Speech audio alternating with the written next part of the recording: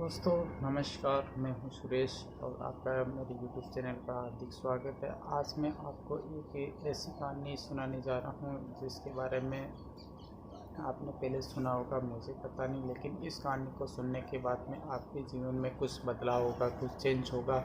जो आप बहुत सारी गलतियाँ कर रहे हो वो गलती आप नहीं करोगे।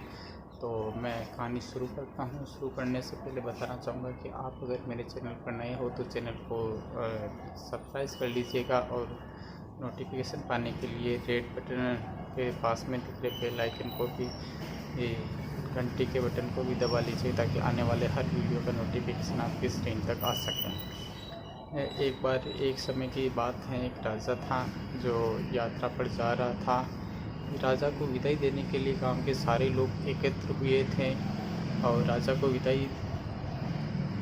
राजा निकलने ही वाला था। कुछ ही देर में उसका एक करीबी दोस्त आया और राजा से कहने लगा कि मित्र, मैं तुम्हें उस आदमी से सावधान करना चाहता हूँ जो तुम्हें यात्रा के दरमियान मिलेगा, और आप उस आदमी को जान से मारे बिना आगे मत जाना। मित्र की यह सलाह सुनकर राजा यात्रा पर निकल चुका था और उसे मित्र ने ठीक ही कहा था। दूसरे ही दिन एक घने जंगल के अंदर उसकी मुलाकात एक छोटे 1.5 फुट के आदमी से हुई थी, जो राजा के समक्ष आकर खड़ा हुआ और सीना तान कर राजा को युद्ध के लिए चुनौती देने लगा था।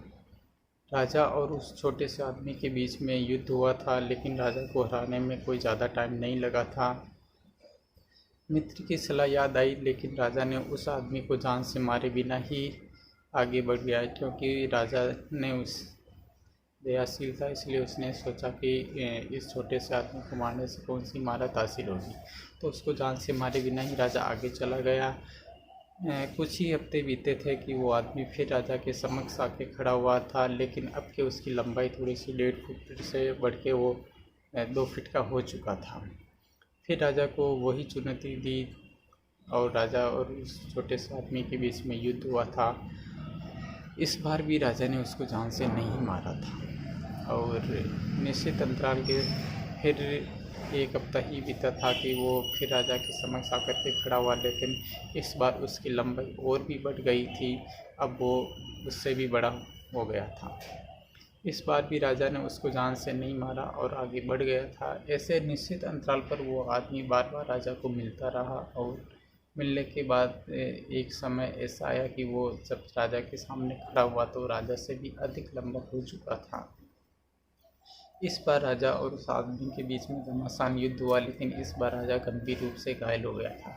राजा वीर था, उसने अपनी हार नहीं मानी और आखिरकार राजा ने उसको जान से मार डाला था। और दोस्तों, मैं यही बताना चाहूँगा कि इस कहानी का मर्म यह है कि हर एक इंसान के जीवन में परेशानियाँ आती रहती हैं, लेकिन अधिकतर इंसान उसको इग्नोर करते हुए काम करते रहते हैं कि चलो ठीक है, कोई दिक्कत नहीं। लेकिन एक समय ऐसा आ जाता है कि वो परेशानी इतनी बड़ी हो जाती है कि वो एक दिन उससे लड़ने की क्षमता ही नहीं रहती और बहुत ही टाइम लग जाता है। तो दोस्तों, वो कहानी कैसी लगी मुझे वीडियो के नीचे कमेंट बॉक्स में जाकर के बता दीजिएगा। ऐसे ही इंटरेस्टिंग कहानियाँ मैं आपके लिए लेकर के आता रहूँगा, और आप चैनल पर नए हो तो चैनल को सब्सक्राइब करे बिना मत जाना।